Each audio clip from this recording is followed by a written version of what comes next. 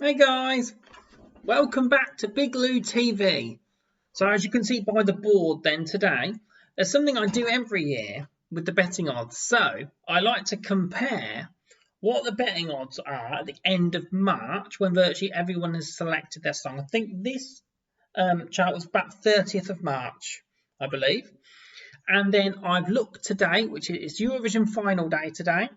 So, and this is maybe in my country as well, the UK. I don't know if the betting's slightly different in other countries, different companies, etc. But I've put then the odds today, and generally the best odds, or with sometimes there's weird numbers in like 9 to 4, but I've simplified it by just putting generally around the what to one it is, 6 to 1, etc., etc. Generally, the best odds I can find from this country today, and just got to quickly then talk about the differences between the two charts. Right, so, well, first of all, I think it's easy to mention that we've got Malta, France, and Italy. They're both in the top four there, and they are still up there in the top four now. In actual fact, they're just the top three now. So that's interesting that they haven't really budged. Although the numbers have changed slightly. Like Italy's moved up from 8 to 1 to almost 2 to 1 now, so shortened. But they're still all up there as the odds people think, or people have put money on them at least. Because that's another thing you have to remember with the odds. It's not necessarily who is going to win, it's who people are placing the money on. So that's completely different. You really have to get that in your head in a way. It's who people are putting the money on. So you can hype up a song. I mean, I wouldn't be surprised if some of the bookies some years really do hype up a song to get loads of money off people. But then, or who knows if they've got inner knowledge. But they might just want to push a song and think, oh, we don't think this is going to win actually, so let's really hype it, get everyone to put the money on it. And then the final comes and someone completely out of nowhere comes and wins. So yeah, it's who's placing the money, because they are sort of spreading the risk. That's what you've got to remember with the bookies. So, but these are the ones that have generally people must have been placing the money on who they think are going to do well, and they're still up there, although they may have shifted slightly. I think Italy, they must have a great chance, and they're so low. But I remember a few years back with Italy's song, with the what was it called? It's the Karma song. Oxina's Karma. I can't say the word very well. And he had a gorilla on stage as well, didn't he? But they really pushed that odds, and then it came the last few days, it started to plummet. So, things can happen. We'll say Switzerland then, who were really pushing for the top spot back at the end of March, has now come down to 5th place on this chart. Bulgaria is not in the top 10 now, although it was petering around quite high up even until a few days ago. But the odds don't seem to rate it now, but I still think it could win Bulgaria.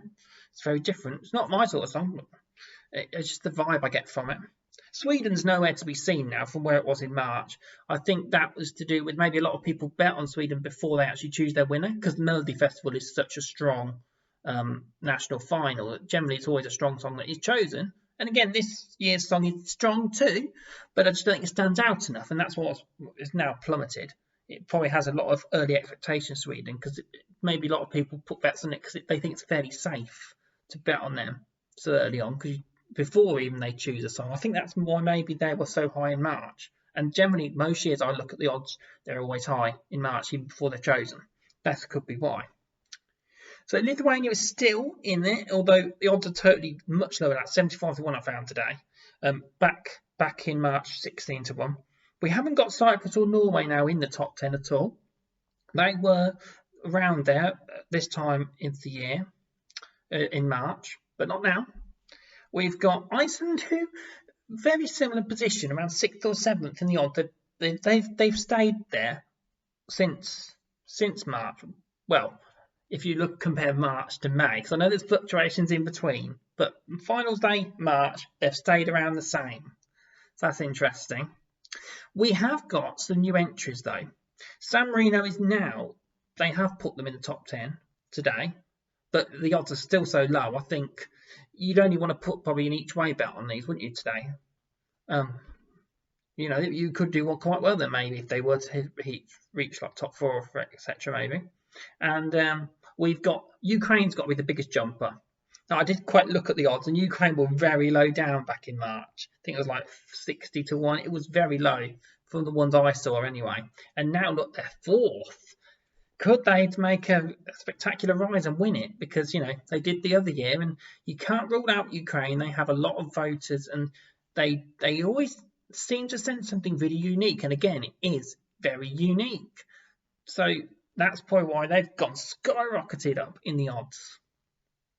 And one more country I'll mention then is Finland. I've loved Finland all along. I love a rock metal song. I did mention in my reaction to Blind Channel, though, it's not as melodic as the sort of my favourite sort of rock metal bands that I listen to. Like Dynasty is my favourite band, love them.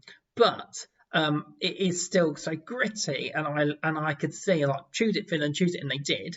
And it's only until this last week when they've seen the performances in the semi-finals that even the odds, or maybe a lot of people's minds, have changed about it, and they've suddenly then found themselves in the top 10, which perfect I think is well deserved, because I think it's a really good song and the reception they got.